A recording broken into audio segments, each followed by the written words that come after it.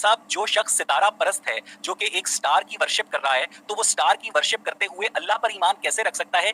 ये इंट्रिंसिक तजाद आपको सूरह बकरा की 62वीं आयत में कभी अपनी रिसर्च के दौरान नजर नहीं आया? बिस्मिल्लाहिर्रहमानिर्रहीम। मुअज़्ज़ज़ सामीन किराम, आपने अभी मुल्हिद का इतराज़ सुना और अब सुने हमारा जवाब।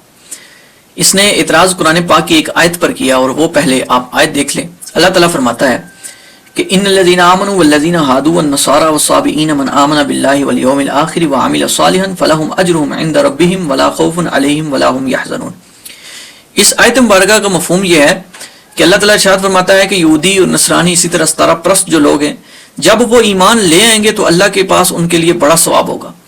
तो उसने इतराज़ ये किया कि सितारा परस्त जो होगा तो वो किस तरह ईमान लाएगा और फिर उसका सवाब किस तरह होगा।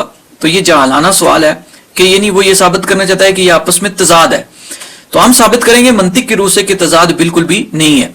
लेकिन उससे पहले थोड़ी सी इसकी मजीद देखें आप अगर, तो अल्लाह ताला फरमा रहा है कि सितारा परस्त, इसी तरह जो यहूदी हैं नसरानी, जब वो ईमान ले आएंगे, मन जो भी उनमें से ईमान ले आएगा, तो जब ईमान ले आएगा तो वो क्या सितारा परस्त रहेगा? ईमान लाने का तो मतलब यह है कि सितारा परस्ती को खत्म करके, तर्क करके बंदा अल्लाह रब्बुल इज्जत की बारगाह में सजदा करे। तो वो सितारा परस्त जब नहीं रहेगा तो फिर आपस में तजाद किस तरह है? हमें यह बात समझाई जाए कि जब सितारा परस्त नहीं रहेगा तो फिर तजाद तो ना हुआ।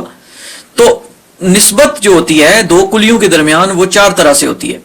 अब मैं आपको यहाँ पे मंतिकी जवाब देना चाहता हूँ। अगर आपको मंतिक आती हो, मंतिक के उसूल आते हों, मंतिक एक पूरा इल्म है चूंकि, तो मैं मंतिकी इतबार से आपको जवाब देना चाहता हूँ कि सितारा परस्त एक कुल्ली है और मुसलमान होना ये भी एक कुल्ली है।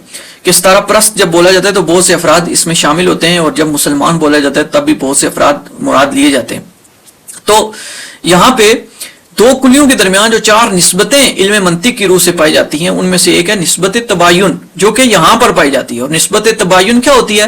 निस्बत तबायुन ये होती है कि एक कुल्ली का फर्द कोई भी दूसरी कुल्ली में नहीं पाया जाता और दूसरी कुल्ली का कोई भी फर्द पहली कुल्ली में नहीं पाया जाता। तो यही बात यहाँ पर है कि कोई भी सितारा परस्त मुसलमान नहीं है और कोई मुसलमान सितारा परस्त नहीं है। तो जैसा कि कोई इंसान पत्थर नहीं और कोई पत्थर इंसान नहीं। तो अल्लाह ताला ने फरमाया कि जो भी ईमान ले आएगा, तो जब ईमान ले आएगा तो सितारा परस्त नहीं रहेगा।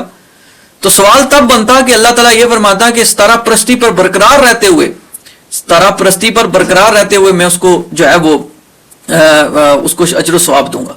तो अल्लाह ताला तो फरमाया जो उनमें से ईमान लेगा, तो लिहाजा इसमें कोई तजाद नहीं है। ये सिर्फ जहालत के अलावा कोई भी इतराज और तजाद वगैरह साबित नहीं कर सकते, सिर्फ उनकी जहालत इस इतराज से साबित हो रही है।